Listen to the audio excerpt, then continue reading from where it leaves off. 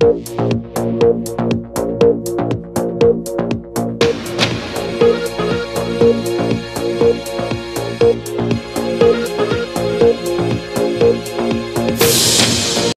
রকম থাকলেও আগামীকাল থেকে তা বাড়তে শুরু করবে। দক্ষিণবঙ্গের কোনো কোনো জায়গায় সর্বোচ্চ তাপমাত্রা 4 থেকে 7 পর্যন্ত বেশি হতে পারে। গতকাল কলকাতায় সর্বোচ্চ তাপমাত্রা ছিল 39.4 ডিগ্রি সেলসিয়াস। আজ সকালে সর্বনিম্ন তাপমাত্রা দাঁড়িয়েছে 29.4 ডিগ্রি সেলসিয়াস। দক্ষিণবঙ্গের পানাগড়ে গতকাল সর্বোচ্চ 42.5 ডিগ্রি সেলসিয়াস তাপমাত্রা রেকর্ড করা হয়। ভারতের আবহাওয়া দপ্তর অত্যাধুনিক গরমের সময় সঠিক ভবিষ্যৎবাণী করে থাকে। এই সতর্কবার্তাকে গুরুত্ব দেওয়া উচিত।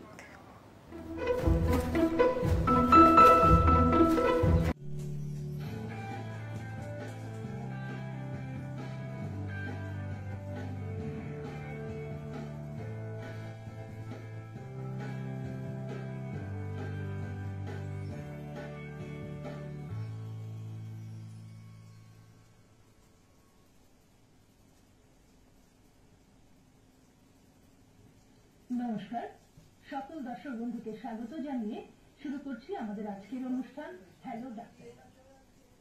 আজকে আমরা অনুষ্ঠানে আলোচনা করব হাঁটুর বাত বা নি আর্থারাইটিস নিয়ে। হাঁটুর বাত অত্যন্ত কষ্টকর একটি সমস্যা।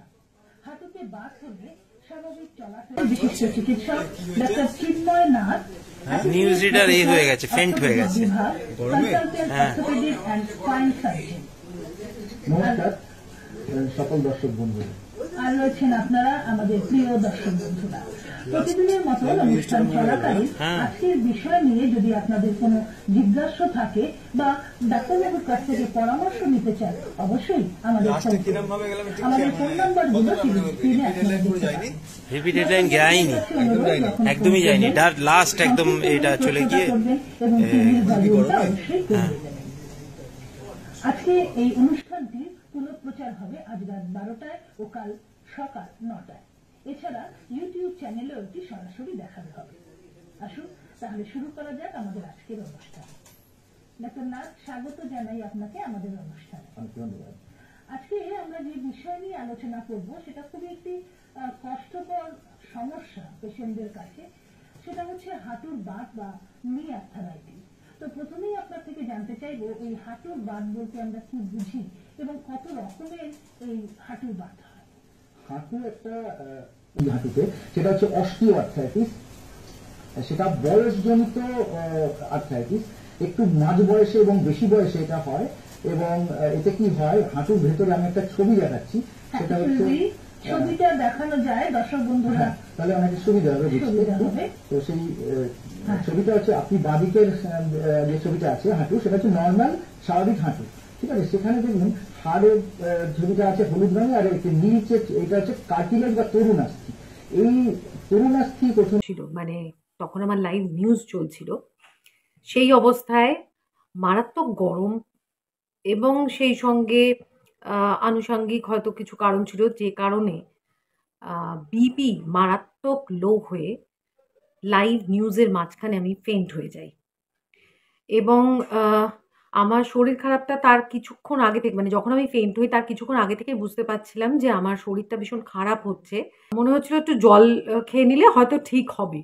এমনিতে আমি যখন নিউজ পড়ি তখন আমার নিউজের টেবিলে জল নিয়ে কোনোদিনই বসি না, মানে আমার দরকার পড়ে না। আধ ঘন্টার নিউজ হোক, 15 মিনিটের হোক, 10 মিনিটের হোক, আমার সত্যি এত 21 বছরের এই নিউজ পড়ছি যে স্প্যানটা, তাতে কখনো দরকার পড়েনি। তো কালকে যখন দেখছি যে একদম পেরে উঠছি না, মানে নিউজটা তখনও 15 মিনিট বাকি আছে, সেই সময় মনে হচ্ছে জলটা দরকার। তো তখন আমি আমার ফ্লোর ম্যানেজারকে ভিজুয়াল যখন যাচ্ছে, আমার মুখ থেকে ক্যামেরা সরে ভিজুয়াল যাচ্ছে, তখন আমি ইশারায় দেখাই যে ওনার কাছে জলের বোতল ছিল, জলটা চাওয়ার জন্য।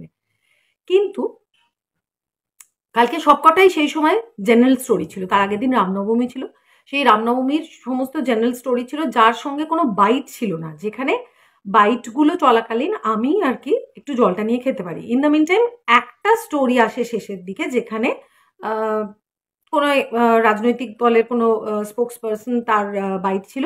সেই সুযোগটাকে আমি কাজে লাগিয়ে আমার ফ্লোর ম্যানেজারের থেকে নিয়ে একটু জল খেয়েছিলাম। একটু জলটা খাওয়ার পর আমার মনে হয়েছিল যে আমি তারপরে আরো 4টে নিউজ ছিল, 4টে স্টোরি ছিল। তার মধ্যে 2টো স্টোরি কোনো রকমে কমপ্লিট করেছে। তৃতীয় স্টোরি মানে লাস্ট বাট ওয়ান যেটাতে গেছি সেটা ছিল হিট ওয়েভের ওপর স্টোরিটা ছিল। এই স্টোরিটা পড়তে পড়তে আমার আস্তে আস্তে দেখা যায় যে কথাটা জড়িয়ে যাচ্ছে। তখনও আমি নিজেকে ঠিক রাখার চেষ্টা করেছিলাম যে কোনোভাবে আর তো একটা স্টোরি আছে, তারপরে রিপিট হেডলাইনে চলে যাব এবং আমার নিউজটা অন্তত শেষ করব। কেননা আমার কাছে আমি যখন লাইভে থাকবো তখন ওটা আমার মেন ডিউটি। আমার শরীর যতই খারাপ হোক, যে অবস্থাতেই আমি থাকি না কেন, যে কোনোভাবে আমাকে আমার প্রেজেন্টেশনটা ঠিকভাবে শেষ করতে হবে, কমপ্লিট করতে হবে। এটা আমাদের সবারই উদ্দেশ্য থাকে এবং সবাই সেভাবেই আমরা নিউজটা পড়ি যারা লাইভে অন্তত কাজ করি। তো সেইভাবেই চেষ্টা করেছি, কিন্তু আমার মানে অসুস্থতা তো বলে কয়ে আসে না, তো আমার জিভটা জড়িয়ে যাচ্ছিল, আস্তে আস্তে বুঝছিলাম। এবং লাস্ট যে হিটের স্টোরিটা ছিল সেইটাতে মোটামুটি আমি চোখে দেখতে পাই না তখন। মানে তোমরা ভিজুয়াল যারা দেখলে এই মাত্র তারা বুঝতে পারবে যে আমি মানে টেলিপ্রম্পটারটার কাছে, মানে আমার ক্যামেরাটার এই দিকটা তো আমার টেলিপ্রম্পটার, আমি চোখ এরকম করে দেখার চেষ্টা করেছিলাম, কিন্তু কোনোভাবে আবঝা আবঝা হতে হতে একটা টাইমে টোটাল ব্ল্যাক হয়ে যায়। এবং মানে ভগবানের অসীম করুণা যে ওই সময় একটা অ্যানিমেশনের ভিজুয়াল চলছিল। তোমরা ইউটিউবে কালকে সকাল 8:30টার বাংলা খবরটা দেখতেই পারো। সেই যে ভিজুয়ালটা চলছিল সেটা কিন্তু ভগবানের অসীম করুণা, যে ওটা প্রায় 30-40 সেকেন্ডের ভিজুয়াল ছিল। ওই সময় কিন্তু আমি আমার ওই যে চেয়ারে বসেছিলাম সেই চেয়ারে কিন্তু উল্টে পড়ে গিয়েছিলাম, মানে মাথা হেলে গিয়ে আমি পড়ে গিয়েছিলাম। এবং আমার যিনি প্রডিউসার ছিলেন নিউজের প্যানেল থেকে, তারা তৎক্ষণাৎ ওই সময়টুকুর মধ্যে তারা ডিসিশন নিয়েছেন যে কোনোভাবে ওই ভিজুয়ালটার মধ্যেই নিউজটাকে কমপ্লিট করে রিপিট হেডলাইন না করে নিউজটা শেষ করে দিয়েছেন, এন্ড মন্টাজে চলে আসা হয়েছে। এটা কিন্তু আমার 21 বছরের কর্মজীবনে আমি সত্যি কখনো দেখিনি যে নিউজ এভাবে, হ্যাঁ মানে রিপিট হেডলাইন যায়নি এরকম বেশ কয়েকবার হয়েছে, কিন্তু সেটা ভাইটাল কোনো কারণে, মানে কোনো লাইভে হয়তো বাইরে কোনো মিনিস্টারের কোনো এমার্জেন্সি কিছু হয়েছে সেই সব ক্ষেত্রে হয়েছে, কিন্তু এইভাবে কোনো নিউজকাস্টার লাইভ চলাকালীন এরকম হয়েছে আমার জানা নেই। তো আমি চেষ্টা করেছিলাম, আমি শেষ মুহূর্ত পর্যন্ত চেষ্টা করেছিলাম যে আমি নিউজটা শেষ করব, কিন্তু কোনোভাবেই ওটা করতে পারিনি। রিপিট হেডলাইন কালকে যায়নি, যার জন্য আমি মানে আমার প্রতিষ্ঠানের কাছে তো আমি ক্ষমা প্রার্থী, কিন্তু শরীরের ওপর তো কারোর জোর চলে না, এটা তো ভগবানের ব্যাপার ছিল। হ্যাঁ, আমার যেটা দোষ হয়েছে যে গরমের দিনে আমার একটু সঙ্গে উচিত ছিল যে একটু জল বা ওআরএস সঙ্গে রাখা, কিন্তু মানে মোটামুটি সবাই জানে যে দূরদর্শন হচ্ছে সেন্ট্রালি এসি, মানে ওখানে ঠান্ডা মোটামুটি থাকে। ইনফ্যাক্ট আমরা শীতকালে যখন খবর পড়ি তখন এতটাই চিল থাকে যে মানে আমাদের খুবই কষ্ট হয়। কিন্তু কোনো কারণে পরশুদিন শুনলাম যে কোনো এসি প্ল্যান্টের কিছু খারাপ হয়ে গেছে। তো সেটার কারণে কালকে ফ্লোর প্রচণ্ড গরম ছিল এবং আমার আগেই সকাল সকাল অনুষ্ঠানে আরও অনেক বেশি আলো জ্বলেছিল, তার জন্য আরও অনেক বেশি হিট হয়েছিল। সো কিছু করার ছিল না, ওইরকম অবস্থায় এটা হয়েছিল। কিন্তু তৎক্ষণাৎ ওনারা যেটা মানে করেছেন যে সঙ্গে সঙ্গে সবাই মিলে ছুটে এসে আমাকে রেস্কিউ করেছেন। এটা যদি কোনোভাবে মানে ওনাদেরও বক্তব্য যে আমি যদি নিউজটা পড়ে উঠে দাঁড়িয়ে পড়ে যেতাম তাহলে আরো অনেক ফেটাল কিছু হতে পারতো, তো সেটা হয়নি। সেটার জন্য তো মানে ভগবানকে ধন্যবাদ জানানোর মানে আমার তো কিছু ভাষা নেই। মানে আমার বেঁচে যাওয়াটা ভাগ্যে ছিল, তাই বেঁচে গেছি। কিন্তু আমাকে সত্যি ওনারা খুব কেয়ার নিয়েছেন এবং সঙ্গে সঙ্গে আমার বাড়িতে জানার পর আমার হাজব্যান্ড এসেছেন এবং ডাক্তার কাছে নিয়ে গেছেন। তখন যতক্ষণে নিয়ে যাওয়া হয়েছে ততক্ষণে আমি কিন্তু ওআরএস এবং আমি টিফিন করে যে অবস্থায় গেছি তখন আমার প্রেশার দেখা গেছে 105/65। যখন আমি পড়ে গিয়েছিলাম তখন কিন্তু প্রেশারটা আরো অনেক লো ছিল। এমনিতে আমি নর্মালি লো প্রেশারের মানুষ, কিন্তু তাতেও এরকম উল্টে যাওয়ার মতন ঘটনা হয় না। কিন্তু এরকম ভাবে লাইভ নিউজে হবে আমি সত্যি মানে স্বপ্নেও ভাবিনি। তো সবার যত্নে আমি সুস্থ হয়ে গেছি মোটামুটি। আজকে এই স্নান টান করে বসেছি। কাল থেকে প্রেশারটা বারবার মনিটরিং হচ্ছে, বাড়িতেই আর কি প্রেশার মাপা হচ্ছে। তো ঠিক আছে, এখন আমি সুস্থ আছি। কিন্তু আমার এই ভিডিওটা করার উদ্দেশ্য হচ্ছে যে আমার এই ভিডিও থেকে যারা ফুটেজটা দেখছো তাদের সবার কাছে রিকোয়েস্ট করব যে এই গরমটা কিন্তু একেবারে অস্বাভাবিক গরম।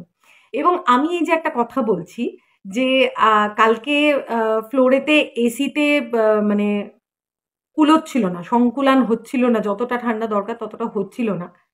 কিন্তু এটারও একটা খারাপ দিক আছে। আমরা চারপাশে সবাই ভালো একটু ঠান্ডায় থাকবো, একটু আরামে থাকবো বলে যথেচ্ছ এসির ব্যবহার করে থাকি। এটাও কিন্তু আমাদের চারপাশটা গরম হওয়ার একটা অন্যতম কারণ। আহ সেজন্যই আমার একটু রিকোয়েস্ট সবার কাছে যে আমরা কি পারি না একটু গাছ লাগিয়ে পৃথিবীটাকে একটু সবুজ করতে? তাহলে বোধহয় এরকম ঘটনা ঘটবে না। কিন্তু আমি জানি এই বছরের আমরাই খবরের মাধ্যমে বলেছি যে তাপমাত্রা, কলকাতার তাপমাত্রা প্রায় ৪৫ ডিগ্রি পৌঁছে যেতে পারে। কিন্তু এটায় কলকাতার মানুষজন অভ্যস্ত নয়। আমি আবারও বলছি, কলকাতার মানুষজন কিন্তু এটাতে অভ্যস্ত নয়। যে কারণে এই অসুবিধাটা হচ্ছে। আমাদের পশ্চিমাঞ্চলের মানে বাঁকুড়া, বীরভূম, পুরুলিয়াতে ৪২-৪৩ ডিগ্রি অবধি টেম্পারেচার ওঠে। ৪৫ ডিগ্রি অবধি উঠলে তাদের হয়তো কাস্টম করে নিতে পারবেন। কিন্তু আমরা এখানকার মানুষজন এতটা টেম্পারেচারে অভ্যস্ত নই। তাই আমাদের মনে হয় যে আমরা যদি পায়রার খোপের মতন ওই ফ্ল্যাট বাড়িতে থাকিও, আমরা কিছু কিছু করে অন্তত গাছ লাগিয়ে একটু কি পরিবেশটাকে শীতল করতে পারি না? চেষ্টা করে তো দেখতে পারি। আমার স্বনির্বন্ধ অনুরোধ সবার কাছে, একটু চারপাশটাকে সবুজ করুন। আর বন্ধু বান্ধব এবং শুভাকাঙ্ক্ষী সবাইকে বলবো, এই তীব্র গরমে যতটা সম্ভব একটু রোদ্দুরটাকে এড়িয়ে চলার কথা। বলছি বটে, কিন্তু আমাদের সকলেরই এমন এমন কাজ থাকে যাতে রোদ্দুর এড়িয়ে চলা যায় না। আমার হাজবেন্ড, সে মেডিকেল রিপ্রেজেন্টেটিভ, তাকে রোদ্দুরের মধ্যে বাইকে চড়ে ঘুরতে হয়। তো জীবিকার জন্য তো মানুষকে অনেক কিছুই করতে হয়, কিন্তু তাও সতর্কতা অবলম্বন করেই বোধহয় আমাদের করাটা বাঞ্ছনীয়। আর সেক্ষেত্রে ওই জল আর ওআরএস এই দুটো জিনিস একটু সঙ্গে বেশি করে ক্যারি করতে হবে। ছাতা, আমরা আমাদের প্রফেশনাল লোকজন সানস্ক্রিন ব্যবহার করে, বা বেশিরভাগ লোকজনই এখন সানস্ক্রিন ব্যবহার করে, কিন্তু আমি হয়তো অতটা পারি না, সেই জন্য আমার প্রচুর এরকম স্কিনের অবস্থা হয়। কিন্তু যেগুলো মিনিমাম নেসেসিটি সেইগুলো যেন আমরা একটু মেনে চলি, আমি সবাইকে বলবো। আর একটু সতর্কতা, আর কিচ্ছু না। মানে বড্ড চারপাশটা খারাপ হয়ে যাচ্ছে, আর তারপর রাজনীতির পারদও চড়ছে, তো সব মিলিয়ে চারপাশ খুব গরম। আমরা চেষ্টা করি নিজেরাই নিজেদের ভালো রাখার একটু চেষ্টা করব। আতঙ্কিত হওয়ার কোনো কারণ নেই। এই ঘটনাটা আমার সঙ্গে ঘটেছে বলে যে সবার সঙ্গে ঘটবে এমনটা নয়। কিন্তু আমি শুধু সতর্ক করার জন্যেই এই ভিডিও ফুটেজটা দিলাম। এবং আমি এটা অনেকের কাছ থেকে পেলাম, এবং আমাকে অনেকে বলল এটা তুমি বলো, এটা জানানোর দরকার। তো সেই জন্যই বললাম। আর আমার কর্মস্থানে আমাকে এই টেক কেয়ারটা করেছে, সবার কর্মস্থানে হয়তো এই সহযোগিতাটা হয়তো পাবে না। এবং আমি আমার কর্তৃপক্ষকে জানিয়েছিলাম যে ওই ঘটনা ঘটার পরেও আমার শিফট যেহেতু 2:30 অবধি, সকালের শিফটটা, আমি দুটোর নিউজ পড়বো। এবং আমি ওই প্রতিষ্ঠানে আমি কালকে ছিলামও দুপুর অবধি। কিন্তু যতই হোক এটা একটা সরকারি মাধ্যম, আর ওনারা খুব একটা মানে ভরসা করতে পারেননি হয়তো, যে কারণে ওনারা দুটোর নিউজটা, ওনাদের মনে হয়েছিল যে আবারও যদি আমার প্রেশার ফল করে, লাইভে যদি আমি আবারও শুরুর দিকে ওরকম কিছু হয়ে যায়, সেই জন্য ওনারা আমার সিনিয়র কলিগকে ডেকে নিয়েছিলেন। তো তিনি অনেক দূর থেকেই চলে এসেছিলেন এবং নিউজটা পড়েছেন, কিন্তু আমিও ওই সময় অবধি ওখানে উপস্থিত ছিলাম। তো আমরা সবাই চাইবো আমাদের কাজের প্রতি ডেডিকেশন দেখাতে, কিন্তু তার সঙ্গে আমাদের স্বাস্থ্যের কথাটাও নিজেদের ভাবতে হবে। একটু পর্যাপ্ত ঘুম, সঠিক একটু হেলদি খাবার দাবার, আর তার সঙ্গে একটু সতর্কতা, ব্যাস এইটুকু হলে আমার মনে হয় এনাফ। সবাই ভালো থাকবেন। গরমকে জিততে দিলে চলবে না, তাকে পরাজিত করতে হবে, তার জন্যেই সবুজায়ন করতে হবে। ভালো থাকবেন, ধন্যবাদ।